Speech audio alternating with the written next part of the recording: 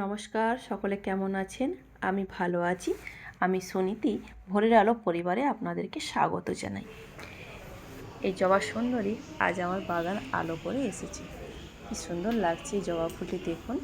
মা তারার পায়ে আমি ফুলটি আজ দেব। সকালে কাজগুলো করার পর গাছগুলো একটু আমি জল দিয়ে দিচ্ছি। সকালে গাছগুলো একবার জল দিতে হয়, বিকেলেও জল দিতে হয়। এখন রোদ্দুরটা এত বেড়েছে যে গাছগুলো শুকিয়েই যায়, টবে তো একটু রোদটা একটু বেশিই লাগে যেন, ওই জন্য গাছগুলো শুকনো হয়ে যায়। মাটিতে হলে গাছগুলো এত তাড়াতাড়ি শুকনো হতো না। সকালে কাজ করে স্নান করে আমি বেরিয়ে এলাম। বেলা অনেকখানি হয়ে গেছে। এবার আমাকে পুজো করতে হবে, খাওয়া দাওয়া করব, তারপর রান্নাটাও করব।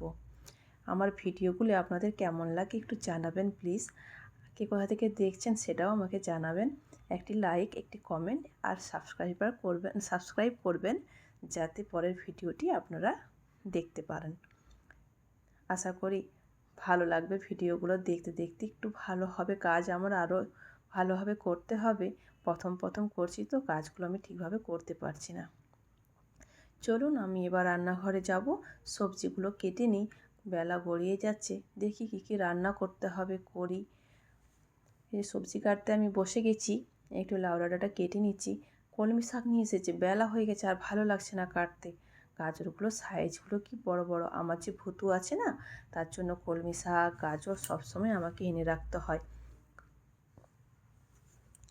এই বিটরুটটি কালকে সন্ধেবেলা আমি গ্রেট করে রেখেছিলাম, আর আজকে যে বের করেছি, ফ্রিজ থেকে বের করে রেখেছি, আধ ঘন্টা হয়ে গেল।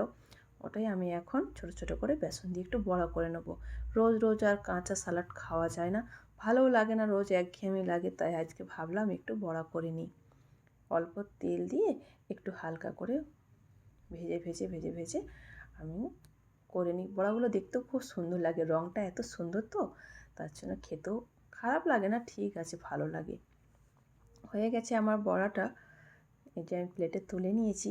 আর এই পূর্ব দিকে রান্নাঘর তো, সূর্যের আলোটা এত সুন্দর এসে পড়ে, গরমের দিনে ভালো লাগে না গো, শীতের দিনেই ভালো লাগে। আর একটু আলু আর ডিম দিয়েও একটু মাখা করে নিচ্ছিলাম, কারণ ছেলেটা আবার ভাত খাবে কী দিয়ে তারও তো চিন্তা।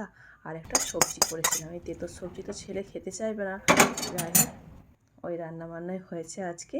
আর সন্ধেবেলা আমি একটু ধুনো দিচ্ছিলাম।